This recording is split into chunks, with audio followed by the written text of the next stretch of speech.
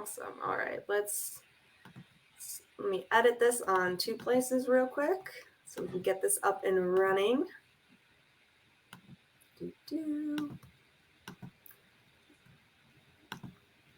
Let me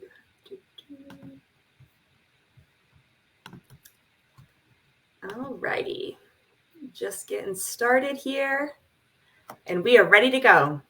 Welcome to another Lunch and Learn with Purse Strings. My name is Maggie, and I'm a partner here at Purse Strings. We're all about providing tips, tricks, pieces of advice on how to be financially fearless. And then when you're ready to plan for your retirement, maybe you're getting divorced, buying a home, whatever it may be, we have top-tier financial professionals willing, ready, and able to serve you. We call those our Purse Strings approved professionals, and Phil is one of them. And we're so excited to have him on today to talk about, this intersection of financial and life planning and how to really bring those together to achieve our dreams, because I think that's always the goal. So before we dive into all of that fun, Phil, could you give us a little intro of who you are and what you do? Absolutely. Thanks, Maggie. I appreciate the opportunity to be here and excuse me. And I'm looking forward to our conversation. Yeah. So I'm a financial advisor. My background is I'm a CFA charter holder and I'm a CPA. I started my business about 5 years ago. I began in public accounting in the tax department. I work with women facing new beginnings or significant transitions. And I know how stressful it can be trying to understand how to bridge the gap between where they are and where they want to go when they're in that situation. So at Apprise, we're committed to taking care of the financial aspects of these transitions so our clients can focus on the lives that they want. And that's really a key thing for me, is the idea that you want to spend your money with purpose.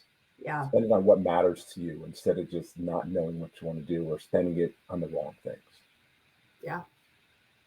Awesome. Well, we're so excited to have you on today and to share your expertise.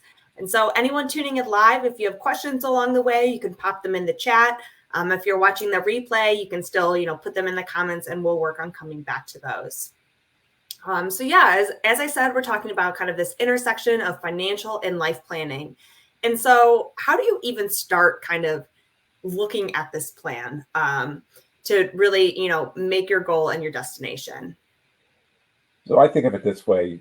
I'm working on another designation besides the ones I said that people don't know as much about. It's called a Registered Life Planner, or RLP. And in using that, there's a process that's well defined that we use. So it's the acronym for it is EVOKE. So it starts EVOKE, EVOKE. Okay. So that first E is for exploration. So our first meeting is really to get to know each other. It's your opportunity to tell me what matters to you, describe your most fulfilled life. And we have a nice long conversation about that. From there, we go on to what's called the vision meeting, the V. And during the vision meeting, there's 3 questions that I ask. They're called the Kinder questions because the Kinder Institute is the one that is behind the RLP designation. And the first question, I'll give you the abridged version of these questions. The first question is kind of easy. It's like, imagine that money is not an object. What would you do? How would you live your life? So it's really, let yourself go. Think of anything you want. What would you do? So we answer that one.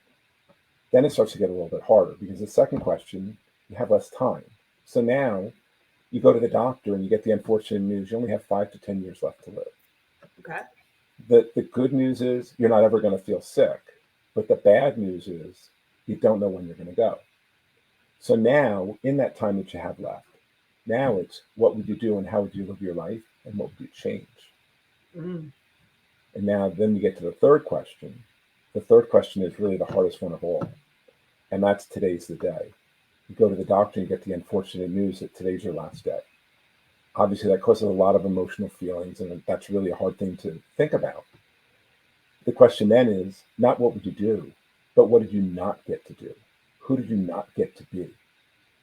And the whole purpose of that, and we have conversations around your responses to those questions. And the purpose of those conversations is to find out what really matters to you. And then we take that and we create what's called a vision statement. And that's set at a point sometime in the future, but not too far out. It talks about things that you'd like to do. And the idea is, in my third question, I have kids. I'd love to see them get married. I'd love to become a grandfather. If I went tomorrow, that's not going to happen. I don't have control over that. So that's not so it's just have the best relationship that I can with my kids. But there's other things that I can do that are on that list. Why not start doing them now instead of get into the future and regret? So like the first thing on my list. So the reason that I started working with women is my mother, growing up, we had a really bad financial situation in my house. My father was responsible. He did a terrible job. He didn't pay bills. We had to worry about electricity being turned off, all kinds of things. I had to leave college because my father didn't pay for it. My father, even he couldn't get credit. He actually ultimately forged my name so he could get credit cards. Yeah. My mother wanted to get out, but she had no control and didn't have any say in what was going on. She went back to school in her 40s, and she worked and became an occupational therapist. She started her own business. Then she got sick. She asked for my help, and I did help, but unfortunately she passed. Yeah.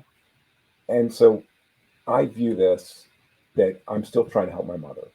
I'm trying to help keep other women from experiencing and going through the things that my mother did, and to have more control and more understanding of their financial lives. Yeah. So the first part of my answer to that third question is I've started to do some work on this. I want to create a scholarship that'll start small that I'd like to grow over time to help women that decide to go back to school. Yeah. I love that. Thank you. And so, yeah, starting with the, the E and the V in that evoke, and asking those questions that are sometimes, stumping for people because they've never taken a step back and thought, if money wasn't an issue, what would I be doing? We almost aren't used to all that freedom. But then, yeah, what we want the legacy kind of that we want to leave of what we've done or what we want to do. And so those are really empowering conversations. And so I can see a lot of people almost being nervous going to you or talking to a financial professional. And then you're like, so what are your greatest dreams and desires? Not like what's in your bank account, which is always a fun conversation and just different. But it's also why it's so essential to have both couples at the table if you're a partnership, because those dreams may be different and they might go hand in hand. You might have your own kind of excursions on there. And we want to make sure that those are both folded into the financial plan as well. That's absolutely right, Maggie. That's a great And point. so what else, what are kind of the next letters then once we kind of have this conversation and make these, make our dreams and desires known?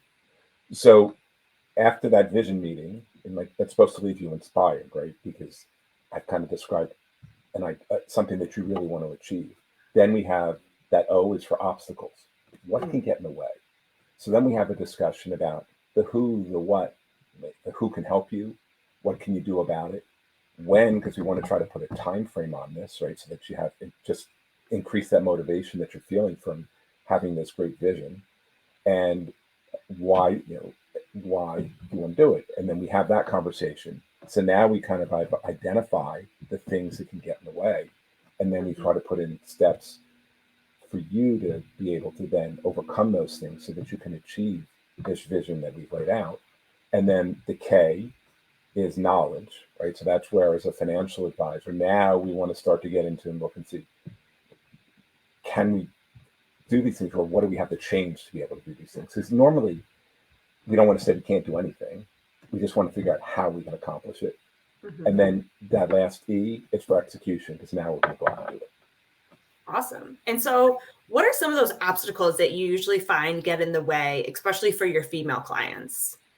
So it could be many things. I'll give you an example. I have a client that I'm working with, and so we've been through this process. And so one of the things, sometimes it's a lot of mental things, right? Mm-hmm. So she's worked her whole life.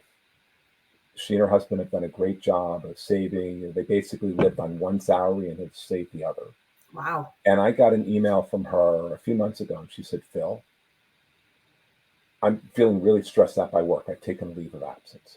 I don't know what this means. I don't know what I'm going to do. I don't know how it affects my plan, but I need to do this. Yeah.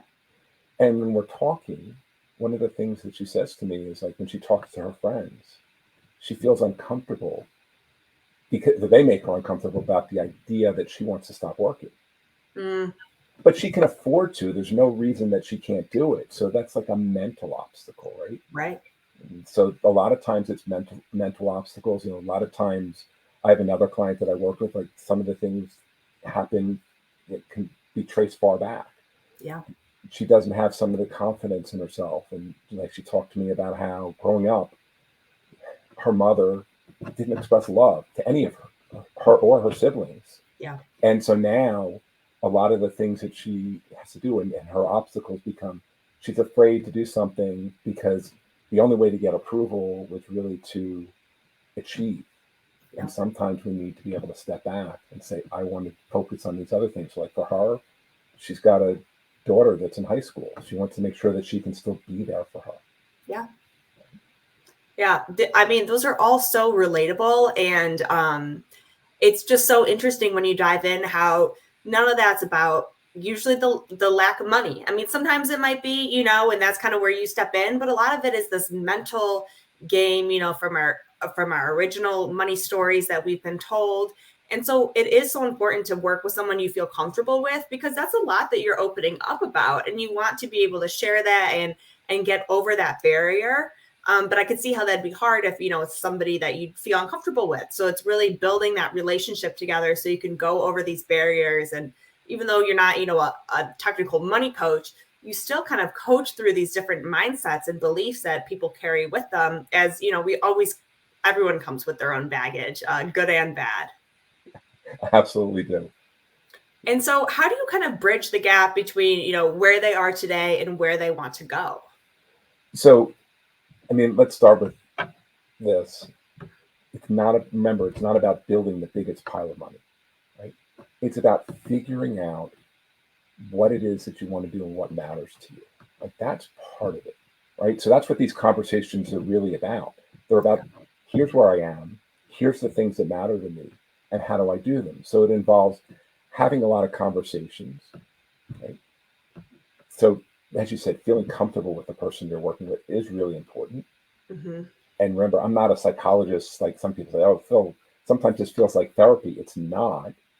But it's just the process is also about letting you talk and express what matters to you and your hopes and your dreams. And we don't often get a chance to do that. A lot of times we're in conversation and it's a competition between who can say more. I experienced that. It's not about that, because if I start to do that, I'm cutting off the conversation. So a lot of it is about just giving you that chance to talk and adding some direction and focus to where we're going. And I think those are really the keys. Yeah, definitely. And then, as we know, all plans never go according to plan. There's usually something that's thrown, either maybe a divorce, a job loss, now you're an empty nester, which is just a different kind of feeling. And so how do you kind of, manage these unexpected life transitions, as we know all women go through? So it starts with, let's not be in a hurry, right? Because when those things happen, things are changing. You might not know what you want. So you got to have the time and space. We don't want to be in a hurry to say, we got to do this right away. If you're not ready to do part of it, we don't have to do part of it yet. It's when you're ready. That's really important. And just being there to listen and understand what's going on. I think those are the keys. Yeah, definitely. And so it seems like you're very, have a lot of different conversations with your clients. So when meeting with somebody, how often do you typically meet with them at the beginning of the relationship and then, kind of on out once everything is kind of set in motion? So when we're going through that evoke process, those beginning meetings, we want to make sure that until we at least get through that EV and O, because those are like the foundation of it, those meetings should be no more than 2 weeks apart, because we want to build and sustain the momentum. We don't want to lose it by letting too much time lapse. So that's going to be depending on, sometimes those meetings can last a long time. Sometimes they last an hour. Sometimes they can last, I've heard people talk about them lasting for 2 or 3 hours. It depends. And with a couple, it's going to last longer than it is with an individual too, right? Right. But you want to make sure that you have those meetings within a couple weeks' time. And there's other exercises, by the way, beyond those 3 questions. There's something called the Heart's Core Grid, which talks about the things that you want to do, that you have to do, you ought to do, and who you want to be, and those type of things, and your goals for life. They're all part of this to try to make sure that they all meld together. But up front, it's fairly intensive, right? Because there's going to be a few meetings Then once that happens, it varies from client to client. Right. Some clients don't feel the need to talk that much. Others want to talk to me once a quarter. I kind of leave that up to the client. But the other thing I always tell them is, if something comes up, I'm here for you. You can reach out to me anytime. But one of my favorite stories, you ask about like how long. And so I was talking to a client one day, and I asked her a question. She said, Phil, from talking to you, I know that I don't need to look at my finances too much, because if you look too much at what's going on in the market, it can get really scary. Yeah. So she said, I haven't looked, but now you asked me this question and I have to look. So if I'm not happy now, it's going to be all your fault, because I wouldn't have even known if you hadn't asked me that question. That's fair. Yeah. And it's always that balance of keeping an eye on it, but not too close sometimes, because we don't need to watch the market every day when we have, a 30, 50-year plan out there. We don't need to watch the daily changes. Exactly. And so since we're talking about, making this financial and life plan to achieve your dreams, what are some of the goals or dreams that you're working on right now personally for yourself? So the first one that I mentioned was the scholarship for women to go back to school. Right. So I said I'm going through training. So the training for the registered life planner is experiential. So I was actually life planned myself in February. So that was the first thing. The second thing that's in there is that I called my firm Apprise, because Apprise means to inform. To inform. And so one of the things that I like to do with my clients, especially those who want to, not everybody does, but I like to help them understand, when it comes to the finances, why I make the recommendations that I do, and not just say, here, do this. So, and I have 4 kids. Okay. And as they've grown up, I've coached them in numerous sports from the time they were really little. And the second element is I want to come up with a way to provide some type of education, help provide education to teenagers, young adults, because I just think that financial education in our country is not very good. Right. And so I want to do what I can. So there's an organization that I belong to. They provide some of that. I'm hoping I can do it through them. If not, I'll reach out to some of the schools and see what else I can do. So that's the second thing. The third thing is more, I love to travel. Mm-hmm. And what I really like to do, not just travel and see things, but I like to do things when I travel. Right. So the third thing on my list is I want to be able to do active travel on a regular basis, right? I actually have a thing, I'm not there yet, but I have a piece of paper that hangs from the monitor on my computer that has some of my really longer term goals. And one of them is 8 weeks a year out of the office. Nice. And hopefully while I'm doing that, most of that's traveling. And the nice thing is, in the virtual world that we live in, if I do go to other places, I won't be reached. Yeah. But those 8 weeks, I'm hoping I don't really have to be reached all that much. But like, they could be around, like, let's say, going to another destination, getting an Airbnb, staying for a while. And part of that time is my time. And then part of that time just to live and experience the culture a little bit more, but be able to work at the same time. So that's part of the doing part. And then the last thing is, one of my children has some issues around mental health. And it's really about trying to do what I can to help, that person live the life that I think that they deserve. I love it. I always love hearing other people's goals. It tells so much about them, and you just see how excited you get, which is always fun. And you really see where your passions lie through, the stories of your mom and your children and the need to travel, different things like that, which is always very exciting.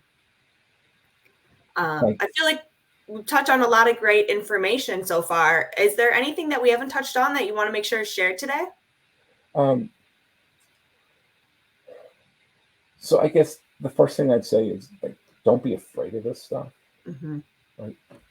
You don't have to do it yourself. Some people want to. I think in order to do this yourself, you have to have what I refer to as KIT. And what I mean, so it's another acronym. So the K in that case is, again, for knowledge. In order to do it yourself, you have to have the knowledge. Yep. You also have to have the interest. And then you have to have the time. And especially as we get older, our jobs get more complicated. Our kids need more from us. Life gets more difficult, so it's hard to do these things yourself. So if you can find somebody that can help you get through and navigate these things, it can help a lot. You do that, you want to make sure you work with somebody that's a fiduciary. And what I mean by that is that they're bound to work in your best interest. I actually give my clients a fiduciary oath because it's that important to me that my clients know that I'm out there to work for them. It doesn't matter what it does for me. It's really all about them. So Yeah. You ask me a question, I'm giving a choice. I should pick the one that's best for you, not what makes me the most money. And I don't get paid for selling products anyway. I only get paid for really providing advice. Right. And that's so important. I always think, retirement, you kind of have one go at it. So you might as well work with somebody else to get it right, because there's so many things, even just doing these talks with all our great professionals, that you just don't know that you don't know.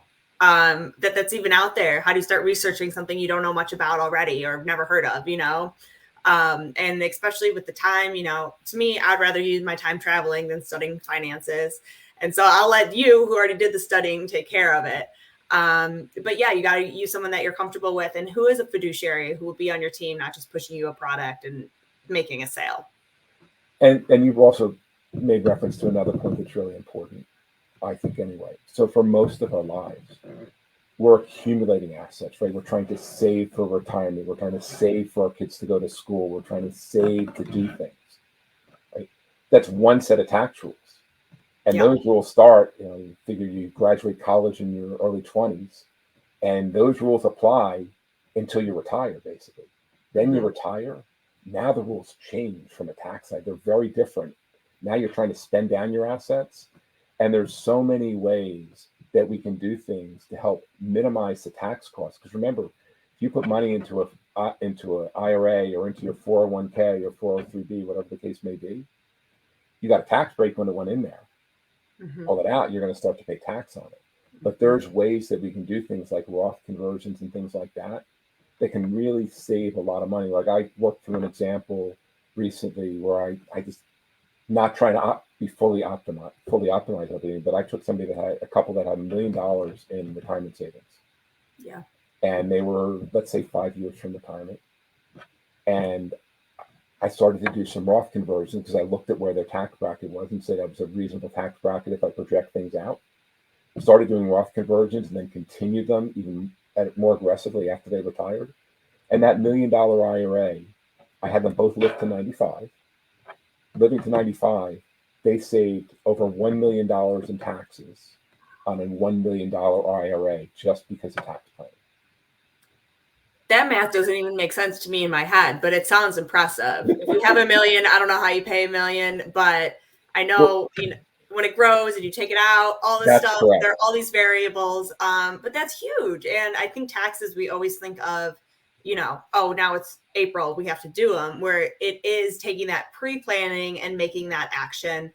And then I talk to some people, and it's a different mindset of when you've been accumulating, and now you're told to spend everything that you just piled. It's like, wait, I'm for 60 years, I've been building this. Like, why do you want me to spend it now? And it's a different mindset. And sometimes you need help. Like, no, you saved all this, you're allowed to spend it, which sounds crazy, but people don't always get that right. That's right. I remember one of the first people I ever worked with, they worked for the government.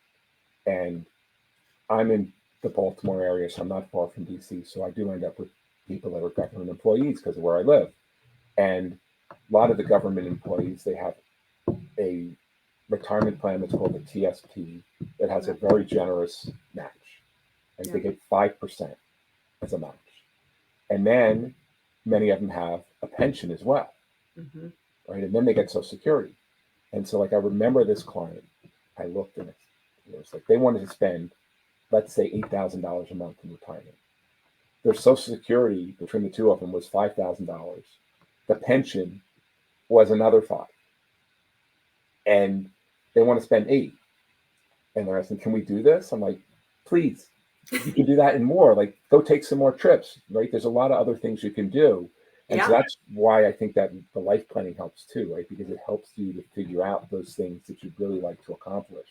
Of course. You can get away from trying to build that big pile and spend your money with purpose and on things that matters to you.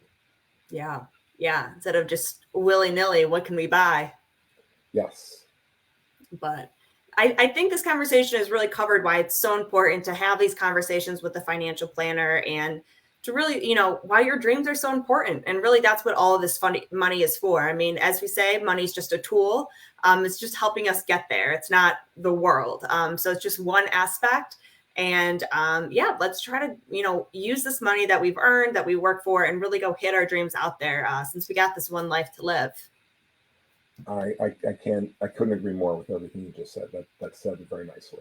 Awesome. Well, if anyone has, more questions or wants to reach out and talk to Phil more or work with him, his email's been going through the bottom down here. So you can reach out to Phil at philweiss@aprizewealth.com.